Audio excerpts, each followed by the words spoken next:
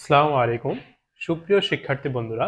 আজকে আমরা একাদশ দ্বাদশ শ্রেণীর লজিক গেটের সার্বজনীন গেট নিয়ে আলোচনা করব। তো প্রথমেই আমরা জেনে নেই সার্বজনীন গেট কি। সার্বজনীন গেট হচ্ছে যে গেট দিয়ে and gate, or gate, not gate বাস্তবায়ন করা যায়, অর্থাৎ যে গেট দিয়ে সব ধরনের গেট বাস্তবায়ন করা যায় তাদেরকে হচ্ছে সার্বজনীন গেট বলে। তো এখানে সার্বজনীন গেট হচ্ছে ন্যান্ড গেট এবং নর গেট, অর্থাৎ এই ন্যান্ড গেট এবং নর গেট দিয়ে সব ধরনের গেট বাস্তবায়ন করা যায়।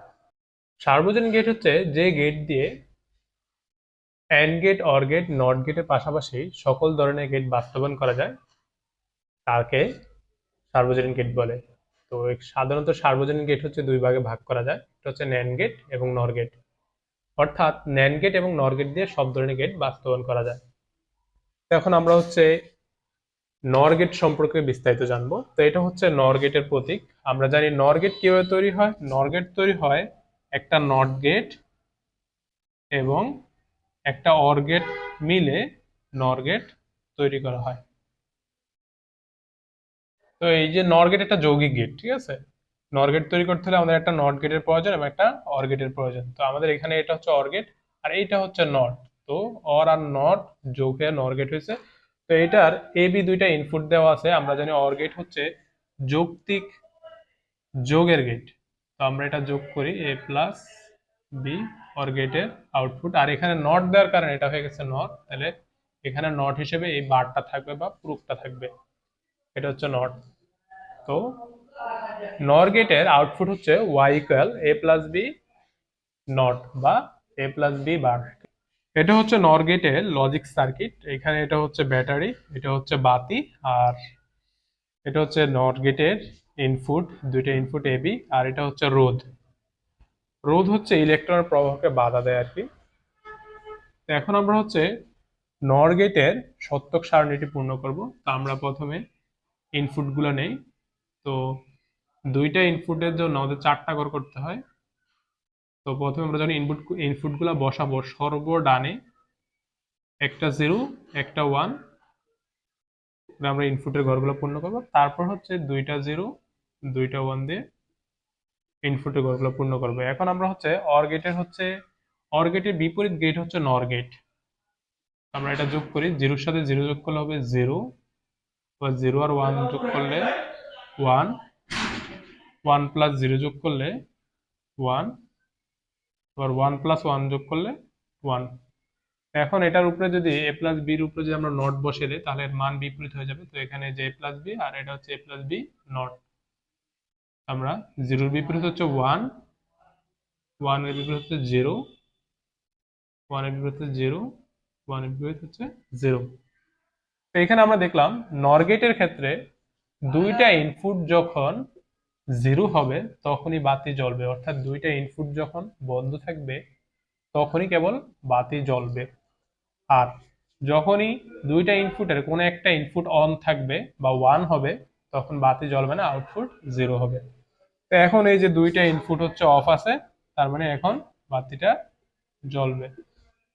আবার যখনই কোনো একটা ইনপুট আমরা অন করে দেব তখন কি বাতিটা জ্বলবে না। তো পরীক্ষায় আমাদের কখনো হচ্ছে নর গেটের সত্যক সারণী দিয়ে দেয়, বা আমাদের একটা সত্যক সারণী দিয়ে দেয়, বলে যে এটা কোন গেটের সত্যক সারণী, এটা তুমি ব্যাখ্যা করো বা এর চিত্র অঙ্কন করো, প্রতীক সহ ব্যাখ্যা করো। এবার আমরা ন্যান্ড গেট নিয়ে আলোচনা করব। ন্যান্ড গেট হচ্ছে, ন্যান্ড গেট তৈরি করতে প্রথমে একটা নট গেটের প্রয়োজন। নট গেট আর অ্যান্ড গেট মিলে তৈরি হয় ন্যান্ড গেট।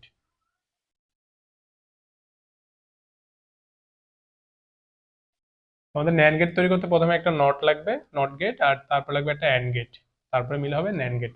আর ন্যান্ড গেট হচ্ছে অ্যান্ড গেটের বিপরীত গেট হচ্ছে ন্যান্ড গেট। তো আমরা এখানে একটা ন্যান্ড গেটের চিত্র অঙ্কন করলাম।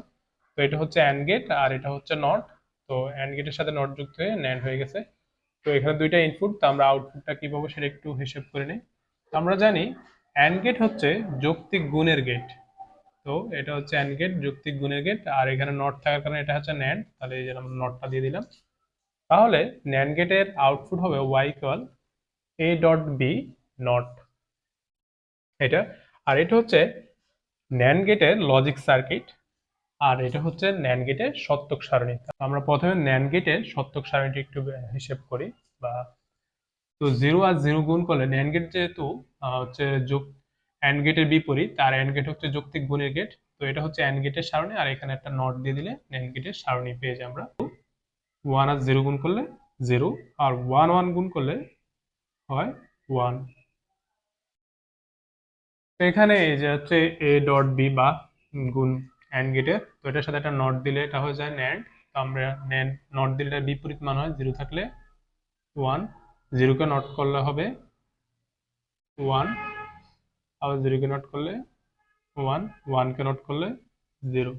অর্থাৎ যখনই দুইটা ইনপুট 0 হবে তখন হচ্ছে ন্যান্ড গেটের লজিক সার্কিট হচ্ছে বাতি জ্বলবে। যেমন এখন ন্যান্ড গেটের দুইটা ইনপুটই 0 দেওয়া আছে, অর্থাৎ অফ আছে, যে এ আর বি দুইটা ইনপুট এগুলোকে অফ করা আছে। এখন আউটপুটে কি বাতি জ্বলবে রোধ থাকার কারণে। আর তারপর যদি বির ক্ষেত্রে একটা ইনপুট সত্য হয় বা অন থাকে, তারপরেও কি ন্যান্ড গেটের বাতি জ্বলবে, জ্বলতেছে। ঠিক আছে, এখান দিয়ে বিদ্যুৎ প্রবাহিত, এখান দিয়ে যাবে না বিদ্যুৎ, এখান দিয়ে যাবে, আবার এখান দিয়ে রোধে হয়ে এখান দিয়ে বাতিটা জ্বলে উঠবে। তারপর আবার যদি এর ইনপুটটা যদি অন থাকে, বির ইনপুটটা যদি অফ থাকে, তাও কি বাতি জ্বলবে। আর যদি দুইটা ইনপুটই অন করা থাকে তাহলে ন্যান্ড গেটের ক্ষেত্রে বাতি জ্বলবে না। কেন জ্বলবে না? কারণ তখন হচ্ছে এই বিদ্যুৎ প্রবাহটা কি হবে, এখান দিয়ে এসে এখান দিয়ে এসে ডিরেক্ট এখান দিয়ে চলে আসবে, অর্থাৎ শর্ট সার্কিট হবে। এজন্য কি দুইটা ইনপুট যখন সত্য হবে ন্যান্ড গেটের ক্ষেত্রে বা অন থাকবে, তখন ন্যান্ড গেটে বাতি জ্বলবে না।